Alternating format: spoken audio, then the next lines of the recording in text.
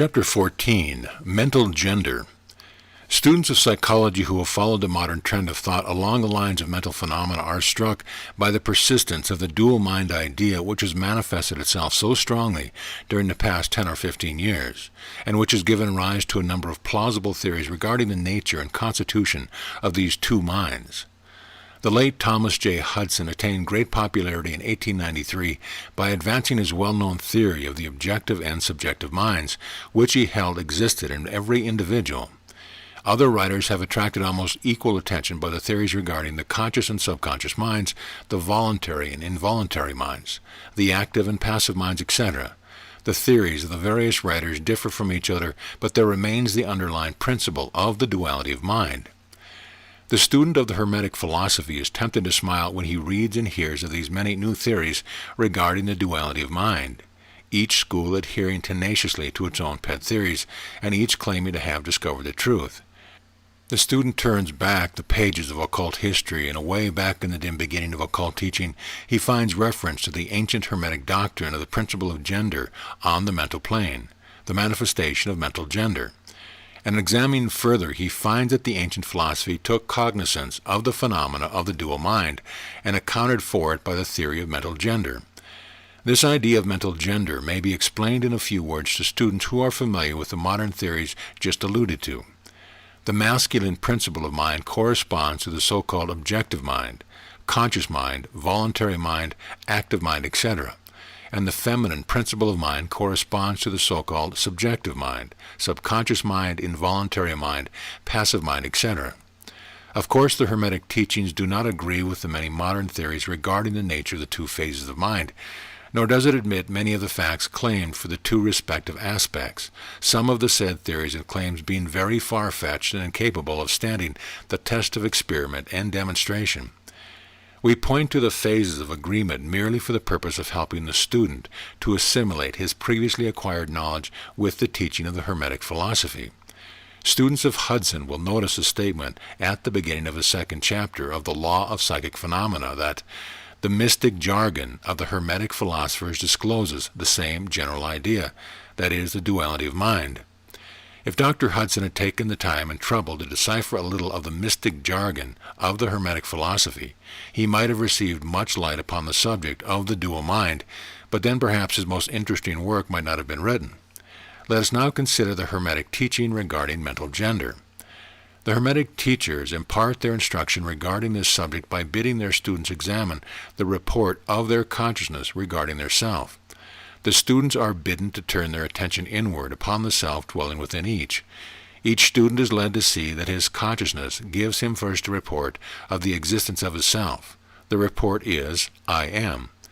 This at first seems to be the final words from the consciousness, but a little further examination discloses the fact that this I am may be separated or split into two distinct parts or aspects, which while working in unison and in conjunction, yet nevertheless may be separated in consciousness.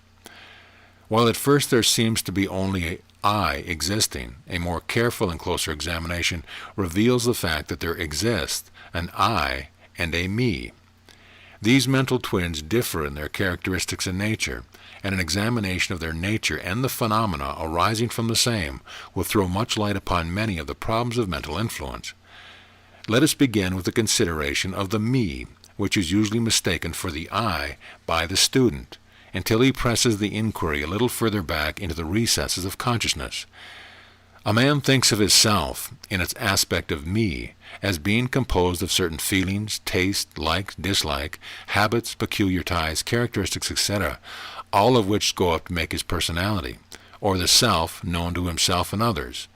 He knows that these emotions and feelings change, are born and die away, are subject to the principle of rhythm and the principle of polarity, which take from him one extreme of feeling to another. He also thinks of the me as being certain knowledge gathered together in his mind and thus forming a part of himself. This is the me of a man. But we have proceeded too hastily. The me of many men may be said to consist largely of their consciousness of the body and their physical appetites, etc. Their consciousness being largely bound up with their bodily nature, they practically live there. Some men even go so far as to regard their personal apparel as part of their me, and actually seem to consider it a part of themselves. A writer has humorously said that men consist of three parts: soul, body, and clothes. These clothes-conscious people would lose their personality if divested of their clothing by savages upon the occasion of a shipwreck. But even many who are not so closely bound up with the idea of personal raiment stick closely to the consciousness of their bodies being their me. They cannot conceive of a self independent of the body. Their mind seems to them to be practically a something belonging to their body, which in many cases it is indeed. But as man rises in the scale of consciousness, he is able to disentangle his me from his idea of body, and he is able to think of his body as belonging to the mental part of him. But even then, he is very apt to identify the me entirely with the mental states, feelings, etc., which he feels to exist within him. He is very apt to consider these internal states as identical with himself, instead of their being simply things, produced by some part of his mentality, and existing within him or him and in him, but still not himself. He sees that he may change these internal states of feeling by an effort of will, and that he may produce a feeling or state of an exactly opposite nature in the same way, and yet the same me exists. And so after a while he is able to set aside these various mental states, emotions, feelings, habits, qualities, characteristics, and other personal mental belongings. He is able to set them aside in the not me collection of curiosities and encumbrances, as well as valuable possessions. This requires much mental concentration and power of mental analysis on the part of the student. But still the task is possible for the advanced student, and even those not so far advanced are able to see in the imagination how the process may be performed. After this laying aside process has been performed, the student will find himself in conscious possession of a self, which may be considered in its I and me dual aspect. The me will be felt to be something mental in which thoughts, ideas, emotions, feelings, and other mental states may be produced. It may be considered as the mental womb, as the ancients styled it, capable of generating mental offsprings. It reports to the consciousness as a me, with latent powers of creation and generation of mental progeny of all sorts and kinds. Its power of creative energy are felt to be enormous, but still it seems to be conscious that it must receive some form of energy from either its I companion, or else from some other I, ere it is able to bring its being into mental creations. This consciousness brings with it a realization of an enormous capacity for mental work and creative ability.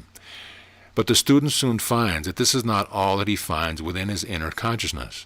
He finds that there exists a mental something which is able to will that the me act along certain creative lines, and which is also able to stand aside and witness the mental creation.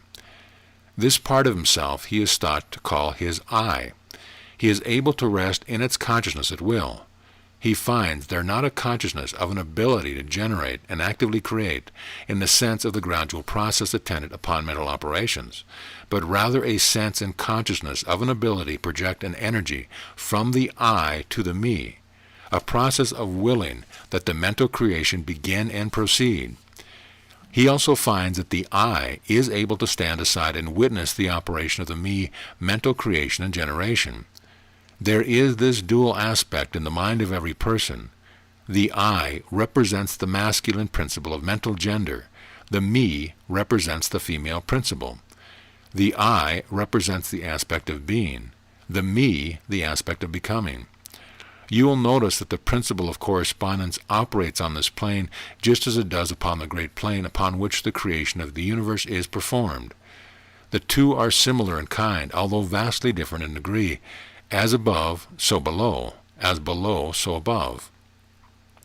These aspects of mind, the masculine and feminine principle, the I, and the me, considered in connection with the well-known mental and psychic phenomena, give the master key to these dimly known regions of mental operation and manifestation. The principle of mental gender gives the truth underlying the whole feel of the phenomena of mental influence, etc. The tendency of the feminine principle is always in the direction of receiving impressions, while the tendency of the masculine principle is always in the direction of giving out or expressing. The feminine principle has a much more varied field of operation than has the masculine principle.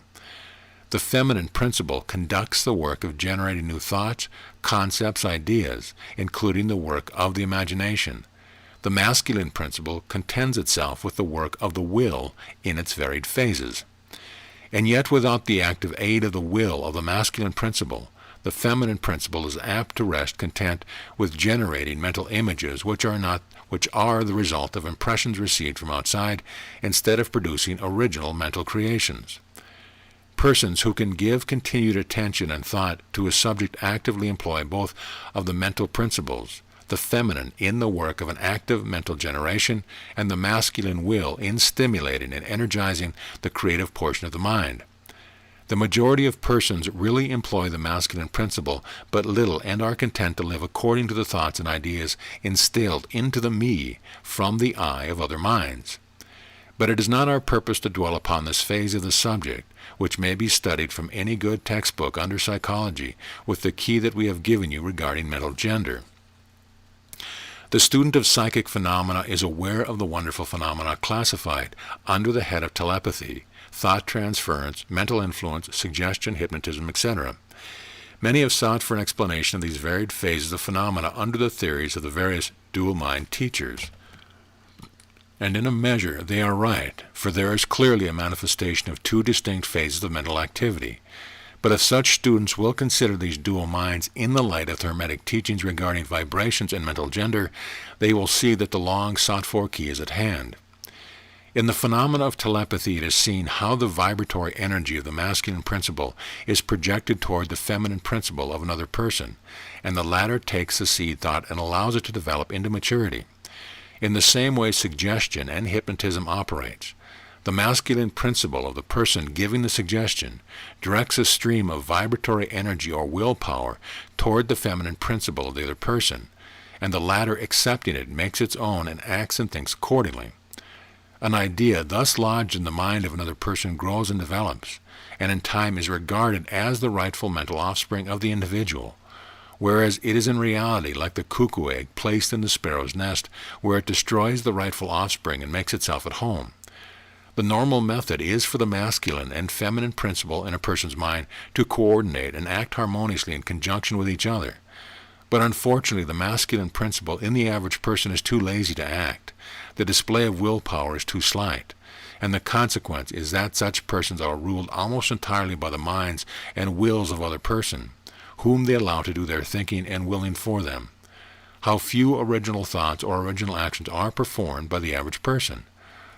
Are not the majority of persons mere shadows and echoes of others having stronger wills or minds than themselves? The trouble is that the average person dwells almost altogether in his me consciousness, and does not realize that he has such a thing as an I. He is polarized in his feminine principle of mind, and the masculine principle, in which is lodged the will, is allowed to remain inactive and not employed. The strong men and women of the world invariably manifest the masculine principle of will, and their strength depends materially upon this fact. Instead of living upon the impressions made upon their minds by others, they dominate their own minds by their will, obtaining the kind of mental images desired, and moreover dominate the minds of others likewise in the same manner. Look at the strong people, how they manage to implant their seed thoughts into the minds of the mass of the people, thus causing the latter to think thoughts in accordance with the desire and will of the strong individual.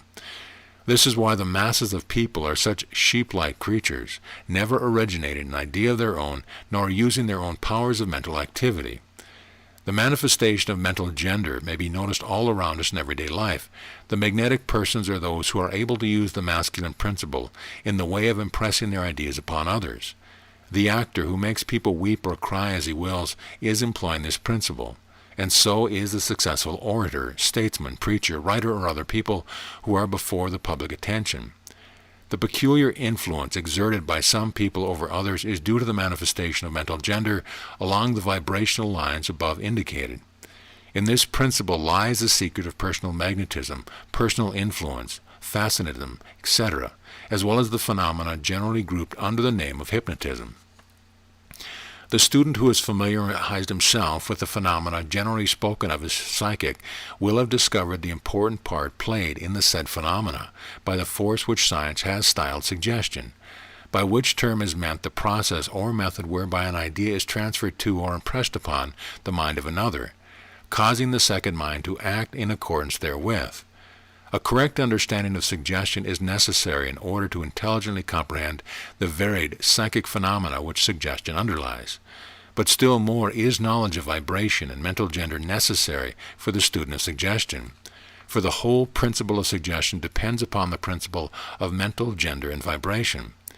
It is customary for the writers and teachers of suggestion to explain that it is the objective or voluntary mind which makes the mental impression or suggestion upon the subjective or involuntary mind, but they do not describe the process or give us an analogy in nature whereby we may more readily comprehend the idea. But if you will think of the matter in the light of the Hermetic teaching, you will be able to see that energizing of the feminine principle by the vibratory energy of the masculine principle is in accordance to the universal laws of nature, and that the natural world affords countless analogies whereby the principle may be understood. In fact, the Hermetic teachings show that the very creation of the universe follows the same law, and that in all creative manifestation upon the planes of the spiritual, the mental, and the physical, there is always in operation this principle of gender, this manifestation of the masculine and the feminine principle. As above, so below; as below, so above. And more than this, when the principle of mental gender is once grasped and understood, the varied phenomena of psychology at once becomes capable of intelligent classification and study, instead of being very much in the dark. The principle works out in practice, because it is based upon the immutable universal laws of life. We shall not enter into an extended discussion of or description of the varied phenomena of mental influence or psychic activity. There are many books, many of them quite good, which have been written and published on this subject of late years. The main facts stated in these various books are correct, although the several writers have attempted to explain the phenomena by various pet theories of their own. The student may acquaint himself with these matters, and by using the theory of mental gender, he will be able to bring order out of chaos of conflicting theory and teaching, and may moreover readily make himself a master of the subject if he be so inclined. The purpose of this work is not to give an extended account of psychic phenomena, but rather to give to the student a master key, whereby he may unlock the many doors leading into the parts of the temple of knowledge which he may wish to explore. We feel that in this consideration of the teaching of the Kybalion, one may find an explanation which will serve to clear away many perplexing difficulties, a key that will unlock many doors. What is the use of going into detail regarding all the many features of psychic phenomena and mental science, provided we place in the hands of the student the means whereby he may acquaint himself fully regarding any phase of the subject which may interest him? With the aid of the Kybalion, one may go through any occult library anew, the old light from Egypt illumining many dark pages and obscure subjects. That is the purpose of this book. We do not come expounding a new philosophy, but rather furnishing the outlines of a great world-old teaching which will make clear the teaching of others, which will serve as a great reconciler of differing theories and opposing doctrines. End of lesson.